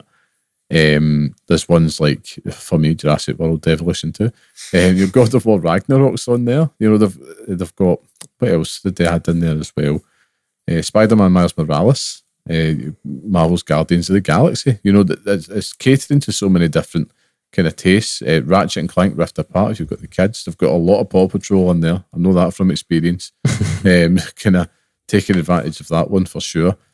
Sonic Frontiers, I've made use of that. I found that it's been good in terms of giving stuff to the kids, but for the adults, I mean, Last of Us Part 1, Star Wars Jedi Survivor, they added to it recently as well. I'm just kind of going through Witcher 3. Witcher 3 Wild Hunt PS5 editions on there, Scott. I mean, there is good value to be had within PlayStation 100%, yeah. Coming in second to a very strong Game Pass service, but closing thoughts on it, I would say, is that, it feels pricey if you're going to go jumping in premium. Some people think, I'll just get premium because it's the best thing. I still think Extra is probably more suited to most gamers out there. Yeah. Especially if you're only buying maybe 1 or 2 games a year. Extra, you're going to get a lot of value out of. Unless, of course, I keep mentioning the Portal, Secret Sauce is the game catalog, is the premium one, because that gives you the opportunity to just kind of detach that effectively. And just as long as you're connected to the internet, you can play it. I took advantage of it just before I moved house, when I packed everything away, but I still had the internet out. And then I just dove into a bit of Death Stranding. Most of us just sitting in the house like, I'm just going to play just something, because might as well just play something about desolate nothingness when there's desolate nothingness all around me in the house. But yeah, what's your closing thoughts on it, Scott? And give me a yay or nay in terms of PlayStation Plus. Well, naturally, I think it is a yay. It's a yay with nay parts to it, because the extreme gamer part of me is disappointed that I don't get things that I want. Do you know what I mean? But I think as a consumer, especially in the world we live in 2025, and the economic climate that inhabits us, I think it's a no-brainer, to be honest with you, is that you're getting value regardless of what you're looking for. Even if it's not new titles, there are titles there that's going to keep you busy for years. Do you know what I mean? Just go down a list of them. So I think it'd be silly not to go for it. But similarly, as Game Pass, it's got its benefits. It just feels like they're, coming up a wee bit short every single time, and that all it takes is one decision, and then that's it. They're off to the races with it. So, yeah. Excellent. Well, I think, we've covered it all, and I think for our listeners out there that are probably in the more casual side of the spectrum, I think it's hopefully of use to you, and you've got something to think about and go away and take our recommendations on board. Like it says, we are the mug punters that subscribe to them all. in terms of though, like where it's going though, Scott, you mentioned that, economic climates and all that, and I'm not going to get into the pure serious breakdown of stuff, but I mean, is this are we heading for, like, right now the prices, it's still decent deals on many tiers available, many options. I mean, my gut's telling me that before the end of this year, Xbox Game Pass Ultimate will be 20 quid. Premium's going to go up to about 16, 17 quid a month. I feel like an increase is on the horizon because, let's face it, if they smell blood, they're going to go for it. And I think they know that there's an opportunity here for them. With games going up to 80 quid, I can see these subscription services becoming a lot more popular because people want to play games. Like, even if you're not playing a lot, I think having the choice there is still, what makes gaming so fun. And I don't know, am I doom mongering, or do you kind of have the same sense that this is on the horizon? I mean, I think naturally it's just the state of the way things are at the moment, that it feels almost inevitable that the increase is coming. I'm hopeful that people do see sense, and we're not asking for much, but please. But yeah, I think you're right. I think that there's bound to be an increase, and it's just a matter of time. Yeah, I mean, it is what it is. I feel like though the deal's still good if they can please keep it under £20. It's fucking dire straits when you're asking for that, man. Because God knows, like, I really hope I don't live to see something like Xbox Game Pass or PlayStation Plus like being like 30 quid a month. It's like ripping it now. And then at the same time, a new game's like 100 quid. That would be the point though. You would just get one. Do you know what I mean? Like, that would be it. That there's no chance that you're paying for both of them at that point. Like, it's just alternate which one you pay for each month. Do you know what I mean? Like, yeah, and I think the most savvy among us will do that. Like, get it for a month. I think we're all guilty of it with subscriptions. Like, you sign up to it and you forget it's there. Yeah. And then it's like, I might as well go in. This is why Paramount Plus exists. That's their whole model. Let's get them to sign up for a month and forget about it. Yeah. But yeah, I think, it's been an interesting chat, and I hope it's one that has value. But of course, it means that it's time for us to move on to our next segment this week, which means it's time for the Pixel Picks Showdown, where each week we each pick a game from our chosen theme and decide which one deserves to live on the hallowed Pixel Picks list, which is our definitive list of the best games we recommend and pass on to the next generation of gamers. Now, last week's theme was Story Twist game, with BioShock becoming the latest addition to the list. And in this week's showdown, we're going to be debating which best One More Go game we think should feature on the Pixel Picks list. Now, before we get to it, I should say One More Go game is really just a game that creates that sense of urge of, I'll just have another shot. It could be any genre, could be anything, but it's just something that has to at least create that sensation. Now, there's always last week's winner goes last, but we both had the same entry last week, Scott. But I'm just going to be a gentleman and say that I won it, so you can go first. Oh, good. Appreciate that. So let's get to it, Scott. It's funny because at the start of this episode, I had absolutely no idea which game I was going for. And then thinking about it in the last 10 minutes, I've now got them. And I know exactly what I'm doing here. So here we go. My honourable mention for this week is actually a game that's on the list already. And that's the reason why it's my honourable mention, because if there's ever a game that has me saying just one more day, it's our cozy game for week 32, and that's Stardew Valley. Oh, yeah. And that has kept me up for fucking years playing it. Like, genuinely have not stopped playing that game because of it. But it's on the list, so it can't well be it. But you mentioned a game earlier on that has very much been just one more for me. Mm-hmm. Just one more, and then I'll go to bed. Or just one more, and then I'll play something else or whatever. And it's a wee game. And I think you talked about something called Desolate Emptiness earlier on in relation to a game called Death Stranding. Right, okay. And it was just a case of one more delivery. Just get one more in, and then you'll be ready to go. And you get to that one and you see, do you know what? The next one's only down the hill. I'll take that down there. Take the next delivery down. It's got a zip line there. Fuck, I might as well just go. a wee bit further. It's been the Royal Mail. Mate, I'm an Amazon driver. Yeah. Parking in the most fucking ridiculous places in the road. I mean, is that a problem? Is that like a prerequisite to becoming an Amazon delivery driver, that you just park in fucking the middle of the road? Like, what's going on? These fucking idiots. I hate them. I hate them so much. Them and fucking bin men.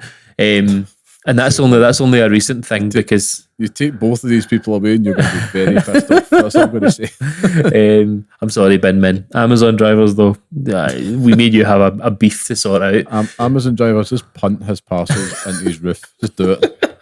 I mean, throw it out the fucking window. You don't need to stop.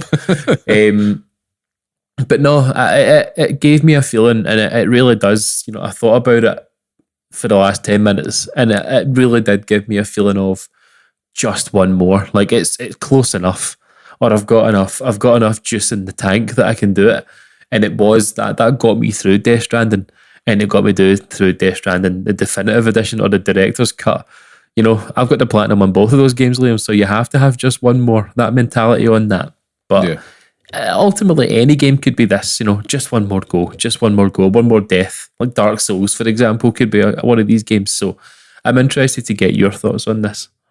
Yeah, well, I very rarely come out of this confident, right? But having heard your picks, I think that I've got this in the bag. Right? Because I've had a good think about it this week, Scott. Good thinking. You know me. I love that juicy, low-hanging fruit. It tastes the best because I am a scoundrel. I come here to win, unlike my team. So my honourable mention this week, right, and it's a belter for a one more go game, if I do say so myself, is a game from a little over a decade ago that's recently been resurrected. A mobile game called Flappy Bird. Now, this was the pinnacle of just one more go, because it was annoying the absolute bejesus out of you, because it's like, how do I get to double digits? Then before you know it, you're starting to get 30s and 40s and 50s, and then you've hit a score in the hundreds, and you're posting it proudly on Facebook to wind everybody up. And I say that because both of us did that way back in the day. But yeah, in terms of a one more go game, man, like Flappy Bird had it all. I was gutted when it got taken down. I think was not the creator just took it down because it blew up too fast for them, which I respect, but I was still gutted. But for me, my pick this week, Scott, when I think about just one more go, right, and it's a game I actually played this past weekend.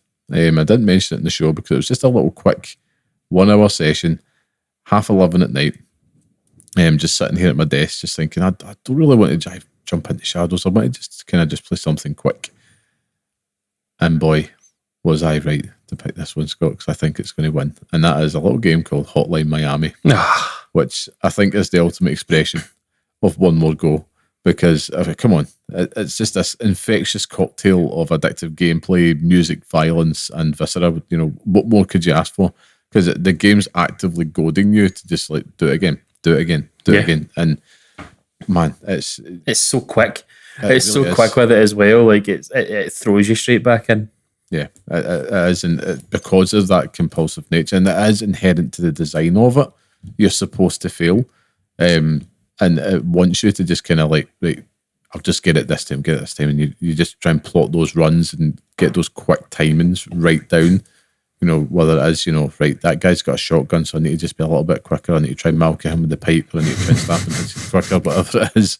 It sounds absolutely psychotic because it is. But if there's ever a game that brings out that compulsion of, I'll just have one more go before I go to my bed, that one more go quickly turns into 300. And for me, it has to be Hotline Miami. Makes sense. No argument here.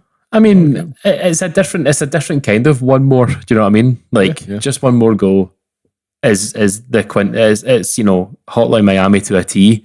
Whereas if you're looking at just one more parcel, one more delivery for me for Death Stranding, I still think it's valid. I still think it is very valid. However, I'm fine with it. I'm happy to concede because Hotline Miami's fucking class, and it's one of those games that I want to go back and play, but I can just never be arsed doing it. Well, funny you mentioned that because it's actually on PlayStation Plus. So Hotline Miami 1 and 2, PlayStation 5 versions on there as well. And I say that as somebody that did take advantage of my subscription this weekend. And was quite fucking right. Take advantage of it. Yeah, that's what it's there for. So congratulations to Hotline Miami. You're the next entrant on the Hallowed Pixel Picks list under our one more Go game category. But of course, Scott, that sadly brings us to the end of this week's podcast. So thank you once again for joining us. And remember to support small independent games media where you can. So if you like what you hear and enjoy the podcast, just please share this on social media and tell your friends about us. Or, of course, you can leave a wee 5-star review on Spotify or Apple. It all makes a huge difference. And thank you for everybody that has done that so far. And I should also add, we're not charging you anything. You know, I'm fighting the grift here from Nishan, who wants us to go full grift. He's an absolute disgrace. I know. So in this, he'd be charging you 50 quid a month in this economic climate, the least you can do throws a couple of quid, you know. Oh man, I'm fighting a good fight here. I'm only kidding on. I can't be asked that. It's more paperwork and shit that we need to figure out. And I don't do enough in this podcast to warrant being paid. I just show up and Liam and Sean do all the hard work. So it's just that he's like the rock star frontman. Just like, where's my microphone? Slag off. Mate, I'm telling you, it's exactly what it is. Yeah. The folks won't believe it, but you know, well, I'm the least hard-working folk in video games. You're being modest on yourself because I should also add you're going to be starting to see a lot more of us as well. We've got some things cooking here. So we're going to be just experimenting with new ways to bring the podcast to you. So hopefully soon we'll be in video formats as well as audio formats that have been up to this point. You'll start to see some more clips of us, and Scott works hard on pulling these clips together. And that's it. We ain't going to tell you how the sausage is made, but that's all I'm saying. He's working hard making them sausages in the background. Never stop making sausages. That's it. But of course, if people want to talk to you online about how those sausages are made, Scott, where can people find you online? Don't fucking bother. If you really want to come and see the sausage, then llamaman.bsky.social is where you'll find it. I'm there. Fucking come and find me. Oh God! Come and find me. Sorry, find me. Like Christ Almighty! He's just threatening. Or come and find me. Come on, fuck! Let's go for it. Let's do it. An easy scrap. It'll be an easy scrap because he'll not care. Just flat out. Well, you go, man. If you want to come find me, you can find me on Blue Sky at carmelite.bsky.social. And of course, thank you to our producer and music man, the talented, handsome, wonderful Mr. Sean Murray. Go show him some love. Please check out his work on Instagram at barehandsdesigns and barehandsdesigns.com. And before you finish this, I'm not going to do the usual thing at the end of the episode where I throw a wee bit in, right?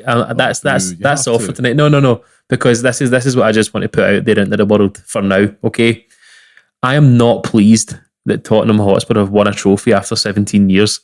Okay, I am not pleased. It's fine. I'm not. Manchester United are shite, but Tottenham Hotspur are worse. Tottenham Hotspur are pish, and I can't stand for it. So as I'm going on strike for it for this week because I just want to sit in silence because Tottenham Hotspur should fuck off. Just go and fuck off, and that's there you go. Well, put it this way, it's been long overdue. You know, it's the law of averages. You have to win one eventually, I suppose. I'm disappointed but not surprised. But of course, I read it was the worst cup final, and like something on BBC Sport was like, this is the worst European final I think I've ever watched. It was terrible, Scott. Absolutely terrible. Paint dry. I would much rather do. I might do that tomorrow. I might just go outside and paint a wall and watch it dry just to get some entertainment in my life. But I'm not going to focus on the disappointment. Instead, I'm going to go and finish this platinum in Assassin's Creed Shadows. As you should. Go and stab folk. I just want that pop. Want that little endorphin hit. But on that note, I should also say, you can listen to this and the next episode on all your major podcast platforms. And follow us, please, on Blue Sky at pixelparentspodcast.bsky.social. And of course, write to us at pixelparentspodcast@gmail.com. It's always lovely to hear from you. And can I just give a quick shout out here before we end things? It's amazing just to see people continuing just to kind of follow us on there and just engage and just kind of talk to us and share your thoughts and, of course, listen to us every week. We see that number and it's great. So we just want to say we appreciate you and thank you so much. But until next time, stay safe, stay sane, and thanks for listening.